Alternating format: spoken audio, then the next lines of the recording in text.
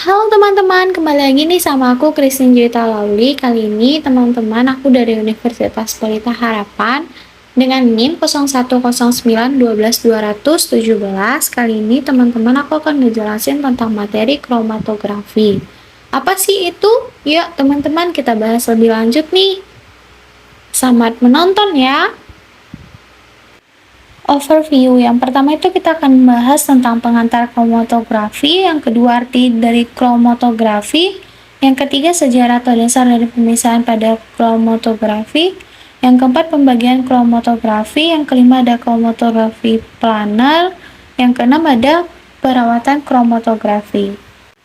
Kromatografi yaitu merupakan teknik yang berfungsi untuk memisahkan campuran dari senyawa menjadi suatu komponen dengan bantuan perbedaan sifat fisika dan kimia masing-masing komponen, di mana teknik pemisahan beberapa senyawa berdasarkan partisi antara dua fase dalam waktu yang bersamaan yang disebut dengan fase diam bersifat statis dan fase lainnya adalah fase yang bergerak melalui permukaan fase diam. Kromatografi ditemukan oleh Mikhail Semyonovich-Twitch. Kromatografi atau kromatografi, kroma artinya warna, grafen artinya menulis, berasal dari bahasa Yunani. Pemisahan pigmen tumbuh-tumbuhan, tabung gelas itu kolom, serbuk CaCO3 itu packing, ekstrak daun itu sama dengan sampel, petroleum ether itu sama dengan fase gerak. Kromatografi, teknik pemisahan yang banyak digunakan untuk analisis sebagai berikut. Yang pertama, kualitatif dan kuantitatif. Yang kedua, memiliki akurasi dan presisi yang baik. Yang ketiga, jenis campuran senyawa. Yang keempat, dapat dikombinasikan dengan metode lainnya. Pemisahan dengan kromatografi. Pemisahan dengan kromatografi sebagai berikut. Yang pertama, lebih baik daripada ekstraksi. Yang kedua, diibaratkan dengan corong pisah yang saling berhubungan yang bergerak dari atas ke bawah, di mana pada setiap corong pisah terjadi pemisahan yang berulang. Yang ketiga, diakibatkan permukaan antar fase pada kromatografi lebih besar disebabkan luas permukaan kontak lebih besar. Yang keempat, ada pemisahan senyawa dapat diamati dengan perbedaan waktu referensi atau disebut dengan TR pada kromatografi. Yang kelima, ada waktu referensi atau TR adalah waktu yang diperlukan oleh anolit dari awal pemisahan hingga akhir terjadinya pemisahan. Yang keenam, ada semakin lama nalir berinteraksi dengan fase diam, semakin lama analitik keluar dari sistem maka TR semakin besar. Yang ketujuh, ada sehingga ada suatu konstanta yang menyatakan kecepatan migrasi solut menjadi fase diam. Yang kedelapan, ada kecepatan migrasi solut dipengaruhi oleh perbandingan distribusi atau KD atau kadang disebut dengan D, yang ditentukan oleh afinitas solut pada fase diam dibanding fase gerak. Kromatografi, KD sama dengan kadar senyawa dalam fase diam atau kadar senyawa dalam fase gerak. Persamaannya yaitu KD, kadar senyawa dalam fase diam, dibagi dengan kadar senyawa dalam fase gerak. Semakin besar harga KD suatu senyawa, maka waktu retensinya atau TR akan semakin besar karena interaksi dengan fase diam besar dan migrasinya semakin lambat. Kromatografi itu terbagi dua, yaitu ada krom gas dan krom cair. Sedangkan krom cair itu terbagi lagi jadi dua, yaitu kolom dan planar. Sedangkan kolom terbagi dua jadi terbuka atau TSWETT dan tertutup atau disebut dengan KCKT. Sedangkan planar juga terbagi dua, terdiri dari lapis tipis dan kertas. Klasifikasi dari kromatografi yang pertama itu ada kromatologi adsorpsi atau adsorption kromatografi. Yang kedua ada kromatografi partisi atau partition kromatografi. Yang ketiga ada kromatologi pertukaran ion atau ion exchange kromatografi. Yang keempat ada size exclusion kromatografi atau sex kromatografi permesi gel atau kromatografi versi gel. Komponen utamanya adalah fase stasioner dan dasa gerak, serta kromatografi dibagi menjadi beberapa jenis bergantung pada jenis fase mobil dan mekanisme pemisahannya. Yang pertama ada kriteria fase mobil, namanya kromatografi cair dan kromatografi gas. Yang kedua ada kriteria mekanisme, namanya kromatografi pertukaran ion, kromatografi gel, kromatografi absorpsi, kromatografi partisi.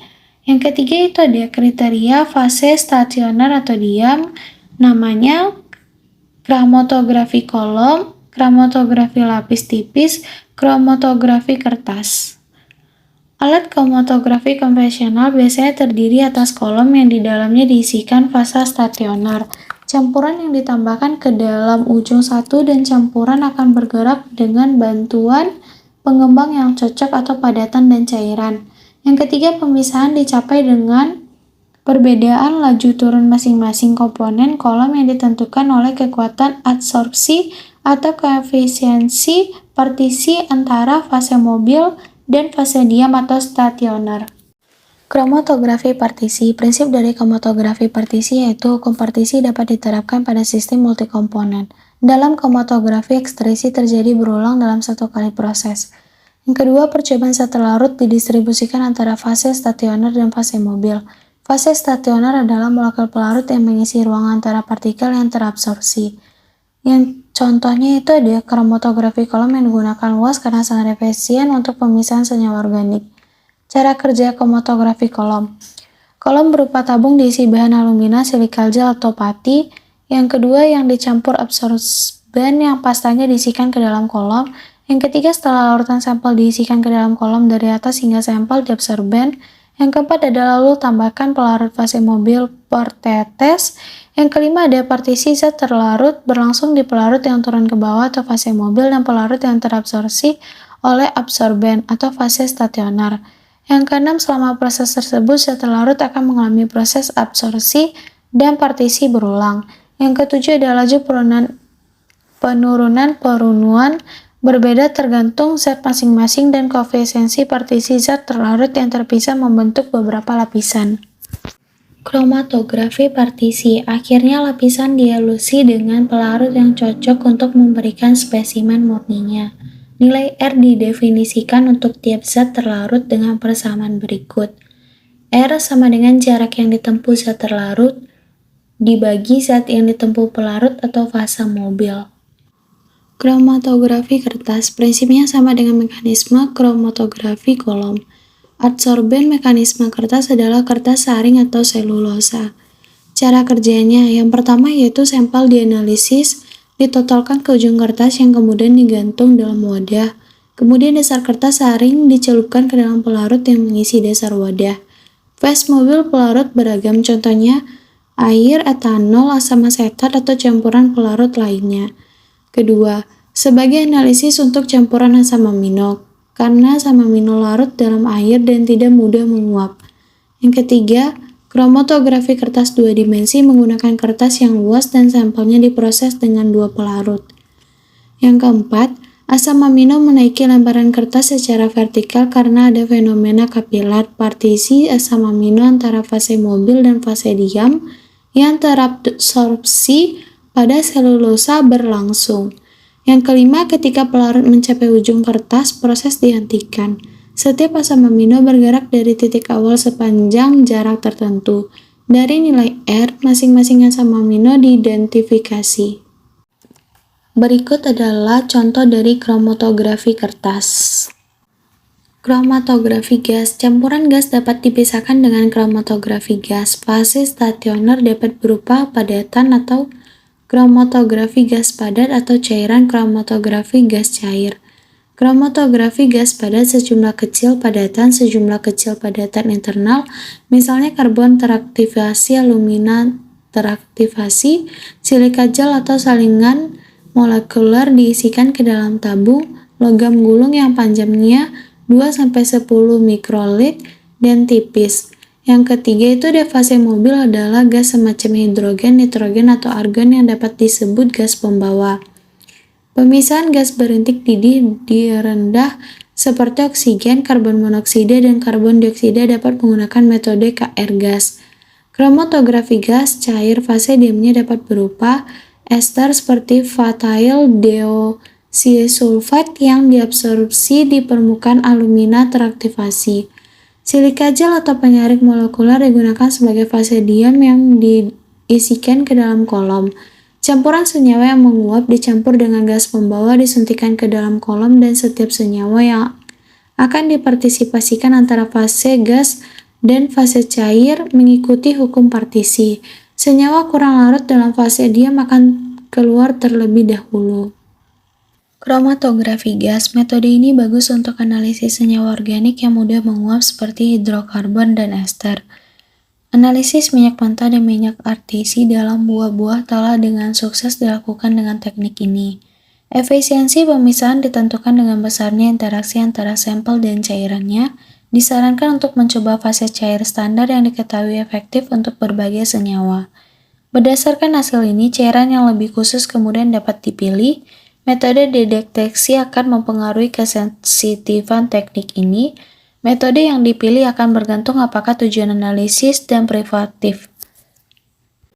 HPLC untuk pemurnian, misalnya untuk keperluan sintesis senyawa organik skala besar. HPLC atau High Precision Liquid Chromatography atau High Performance Liquid Chromatographer secara eksektif digunakan. Bila zat melarut dengan pelarut yang cocok, zat tersebut dapat dianalisis. Ciri teknik ini adalah penggunaan tekanan tinggi untuk mengirim fasa mobil ke dalam kolom. Dengan memberikan tekanan tinggi, lalu efisiensi pemisahan dapat ditingkatkan dengan besar. Silika gel atau oktadesilsian yang terikat pada silika gel digunakan sebagai fase stasioner. Fase stasioner cair tidak populer. Kolom yang digunakan untuk HPLC lebih pendek daripada kolom yang digunakan untuk kromatografi gas. Sebagian besar kolom lebih pendek dari 1 mikrolit. Kromatografi penukaran ion menggunakan bahan penukaran ion sebagai fasa dalam telah berhasil digunakan untuk analisis kation, anion, dan ion organik. Kromatografi kolom, liquid column chromatography. Fase diam yang berada di dalam kolom atau tabung berada di dalam suatu tabung yang terbuat dari kaca atau polimer. Dengan adanya aliran Fg, maka gaya gravitasi akan bekerja bila kolom pada posisi tegak. Jika diperlukan tekanan positif dari atas atau perlu adanya vakum dari bawah, maka kolom dapat pada posisi horizontal. Dinding yang bening akan membuat proses pemisahan dapat diamati secara visual untuk senyawa berwarna atau menggunakan sinar UV. Fase diam atau adsorben atau penjerap sama dengan berupa zat padat. Fase diam yang paling umum silika gel atau SiO2, alumina atau Al23, serbuk selulosa. Kromatografi kolom dapat juga menggunakan teknik kromatografi pertukaran ion, kromatografi fase terbaik, kromatografi pertukaran ion. Fase diam berbentuk. Pertama, serbuk halus atau gel mitokropi untuk peningkatan luas permukaan.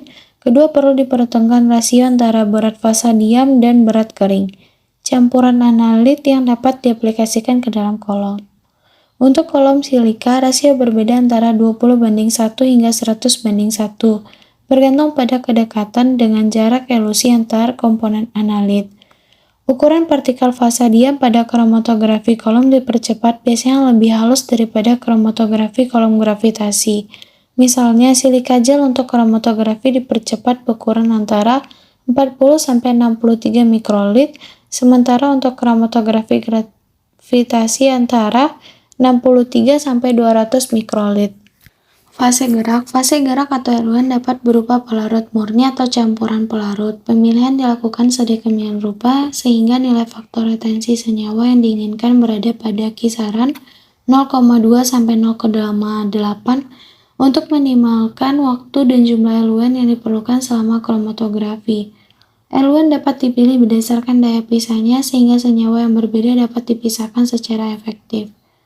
Optimal eluan dilakukan melalui uji pendahuluan berskala kecil, biasanya menggunakan lempeng KLT dengan fasa gerak yang sama namun ukuran yang diperkecil. Laju alir dapat dibuat optimum untuk masing-masing pemisahan. Semakin cepat laju eluan akan menimbulkan waktu yang dibutuhkan waktu untuk melalui kolom sehingga meminimalkan difusi menghasilkan pemisahan yang lebih baik, namun laju aliran maksimum perlu dibatasi karena analit memerlukan waktu tertentu untuk berada pada keseimbangan antara fasa diam sampai fasa gerak.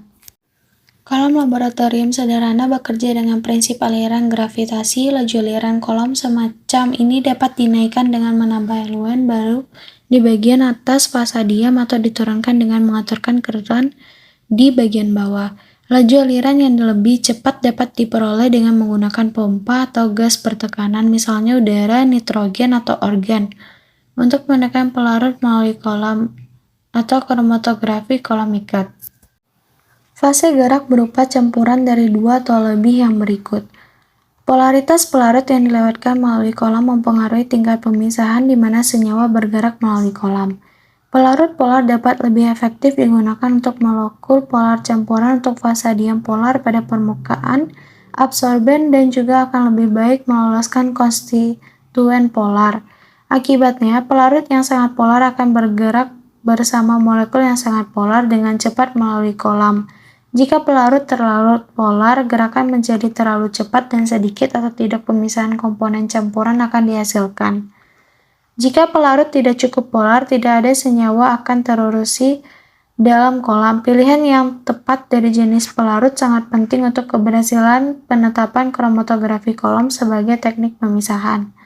Thin layer kromatografi atau TLC umumnya digunakan untuk menentukan sistem pemisahan kolam kromatografi. Seringkali serangkaian sistem pelarut semakin polar digunakan untuk mengelusi kolam.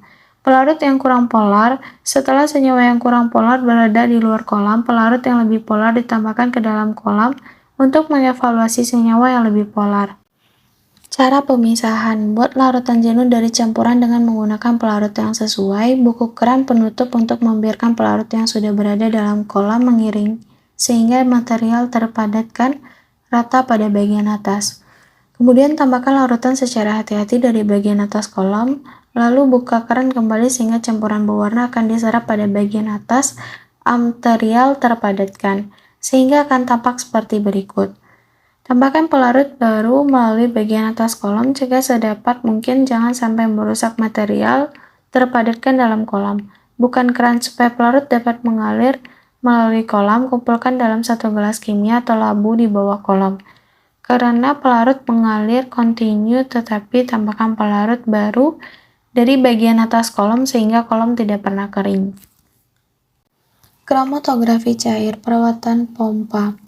Pompa infusos tekanan tinggi adalah inti dari kromatografi cair. Cincin pengeyel pompa adalah bagian yang paling mudah aus. Kerusakan cincin pengeyel dapat menyebabkan kebocoran atau fluktuasi tekanan. Pengoperasian normal, katup periksa sangat penting. Jika gagal, secara langsung akan mempengaruhi stabilitas laju aliran. Pompa bertekanan tinggi dalam kondisi normal adalah dasar dari analisis kromatografi cair akurat. Pompa infusos tekanan tinggi terdiri dari motor, grup cam, batang pendorong, dan kepala pompa. Degassing fase gerak. Metode degassing yang umumnya termasuk pompa, vakum, ultrasound, helium, blowing, dan lain-lain. Degassing ultrasonik memiliki keunggulan operasi sederhana dan biaya rendah. Perawatan ultrasonik 10-20 menit sudah cukup untuk menghilangkan banyak pelarut organik atau air. Umumnya ultrasonik 20-30 menit diperlukan untuk larutan 500 ml. Metode ini tidak mempengaruhi komposisi pelarut. Selama ultrasonik, perhatikan untuk menghindari dari kontak antara botol pelarut dan bagian bawah atau dinding tangki ultrasonik untuk menghindari pecahnya botol kaca, dan tingkat cairan dalam wadah tidak boleh terlalu tinggi dari permukaan air. Metode degassing offline tidak dapat mempertahankan degassing pelarut. Wah, udah selesai aja nih teman-teman. Terima kasih ya yang udah menonton. Semoga ilmunya bermanfaat. Bye-bye.